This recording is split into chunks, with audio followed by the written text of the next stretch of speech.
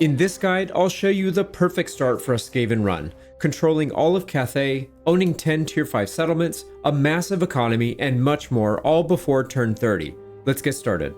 Safe scum your start until you have a sneaky Greyseer Plague Lord in the recruitment pool. This is important because your second army will start fighting from turn 2 and onward, and will need to be able to fight well on its own without Snikch's help. The next point is optional. You can also safe scum your Eshin Sorcerer if you want a specific trait. I went for discipline, but I think intelligent or knowledgeable would have been better for the extra XP gain, item drop chance, etc. Starting out turn 1, have your Eshin Sorcerer join Snikch's army and attack the nearest army to you. We'll be using a layered approach to win these early battles. Snikch, the Eshin Sorcerer, and Menace below will be our front line, meant to delay and slow the enemy advance.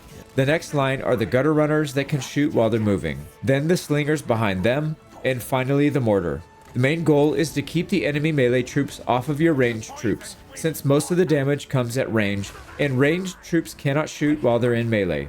Keep your own melee regiments in the back as reserve to plug gaps as they form, and target enemy ranged troops with your mortars as soon as you can. You should be able to win this battle with few to no casualties sustained. Also, don't forget to keep casting your Eshin Sorcerer's Warp Star spells as often as you can. The biggest threats here are the enemy cavalry, so target them first, then the archers next, then everybody else. Next, attack Village of the Moon. We can use the same tactic as the previous battle and win with very few casualties.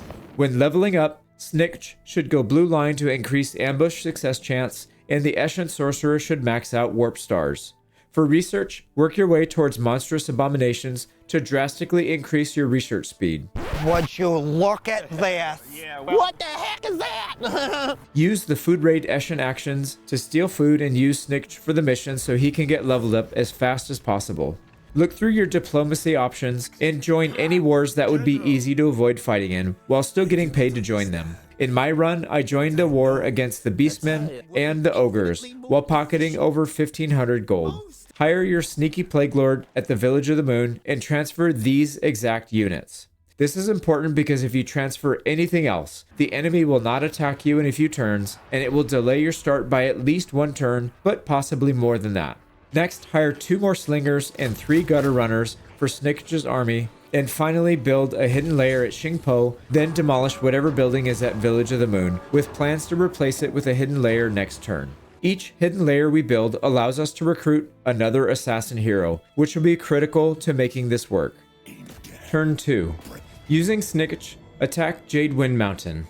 It's an easy battle to win against garrison troops only. Put the final point into Ancient Cunning, giving an extra 30% success chance for ambushes. Continue to demolish any building that isn't a hidden layer, and replace them with hidden layers. It's time for war against the Southern Cathay faction, but rather than declaring war, it's best to join somebody else's war and accept a payment for it. Attack the Celestial Monastery to the south with your Plague Lord, and be ready for a slightly more challenging battle. Use your gutter runners and lord to harass the archers on one flank, form a solid melee line in the center with your clan rats and Eshin triads, while keeping your warp grinders close by. Use Plague Breath spells when you can while your archers focus down the enemy archers.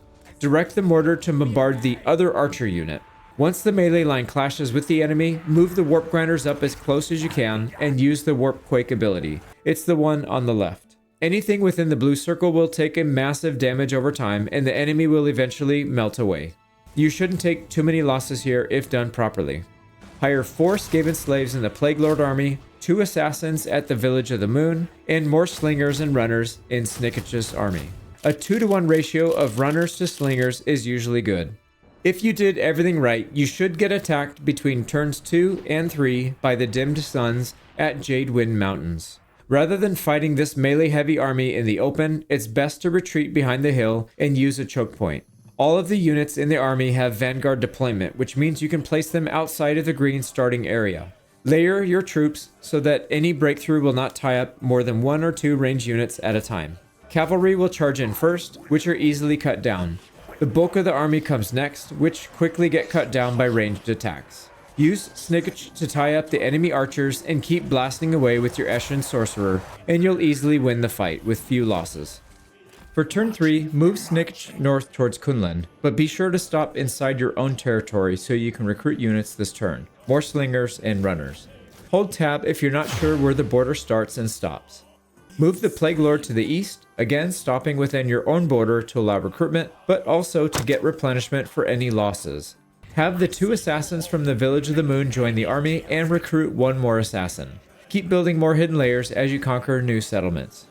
With some luck, you'll get a good clan contract to complete for relations gain, food, and money. However, do not do contracts against Clan Pestilence if it means you'll go negative relations with them, because going negative means your armies cost more food per turn. Join any wars you can and super peace with anyone you're not actively attacking right now. It all adds up over time. Your Plague Lord will be attacked from the south, but it's a fairly straightforward battle. Set up defensively in the back corner of the map with Skaven slaves in the front and archers and mortars in the back. Cast Plague Breath whenever the enemy stacks multiple units on top of each other. Use your assassins to tie up enemy archers while also hitting them with mortars. Use the warp grinders to nuke the enemy clump, and eventually they'll break for an easy win. Starting turn 4, your food stockpiles should be up to 120 by now, which means we can take and upgrade a capital settlement to tier 5 using food. Attack Kunlun with Snikch, then use him and the Eshin Sorcerer to knock down the gates. Bring your longer range slingers up, turn off fire at will, and only shoot at enemy archers that come up to attack.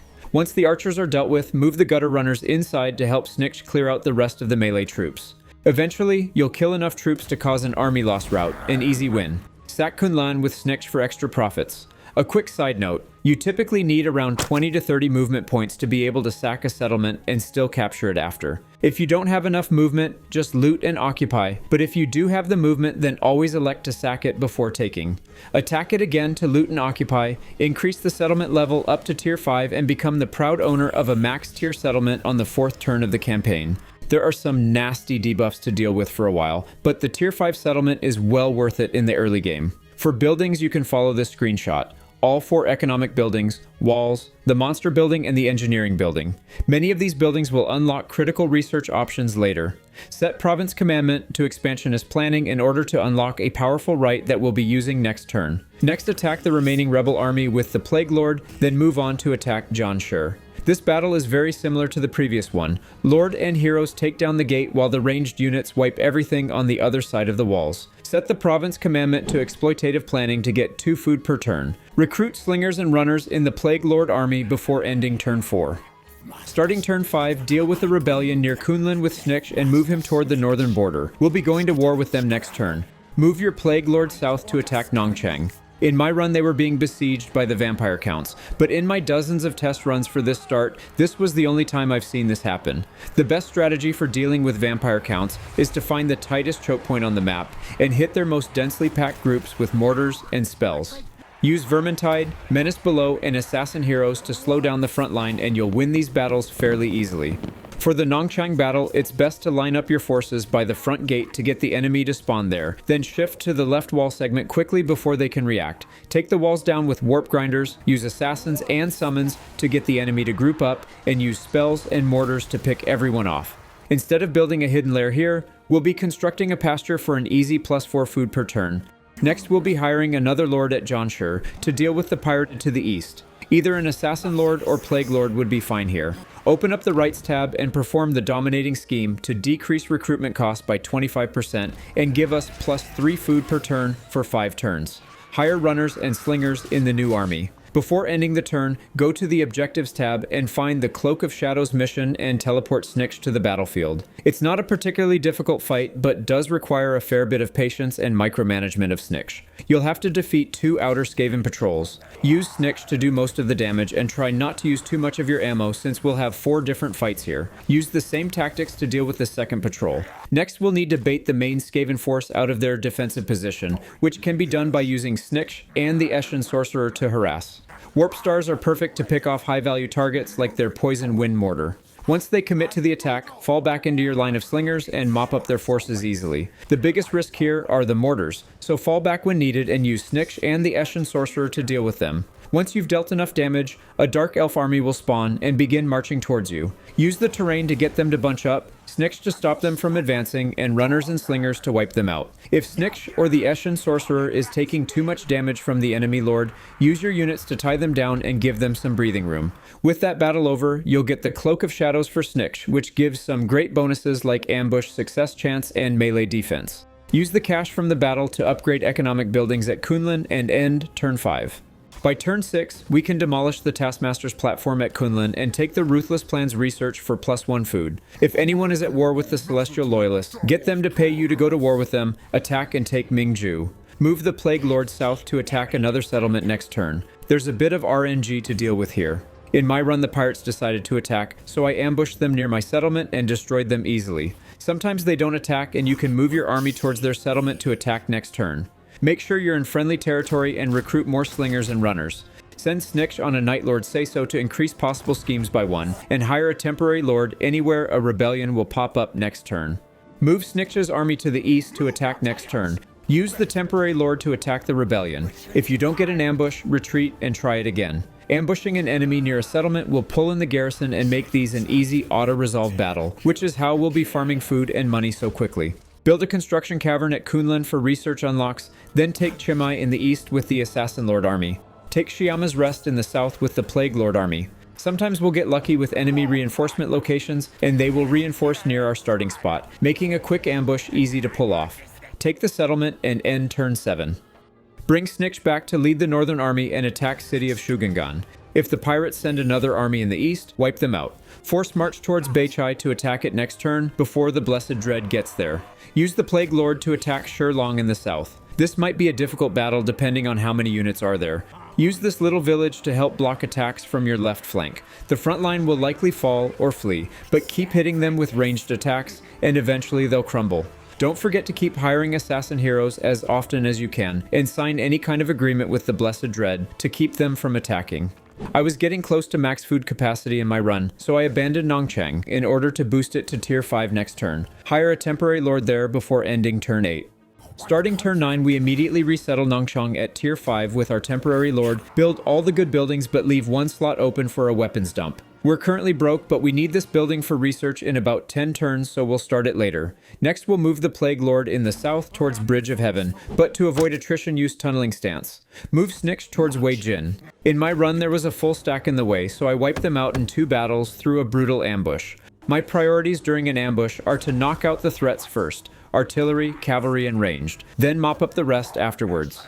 Snikch can be used to slow down the front of the column and kill off the enemy lord. Finally, in the east, attack Beichai with the Assassin Lord. You can see here, Blessed Dread was only 1 turn away from taking it first, so the timing here is critical. You should be flat broke by now, so keep joining wars and getting paid for peace to stay in the black. Attack the Bridge of Heaven in the south with our Plague Lord. Attack Wei Jin with Snikch and wipe the rebel faction off the map. At Mingju, hire another lord and recruit an army. We'll need them to help fight Miao Ying soon. Hire a warlock engineer at Kunlan and send them north of the wall to Red Fortress to start and Undercity for food generation.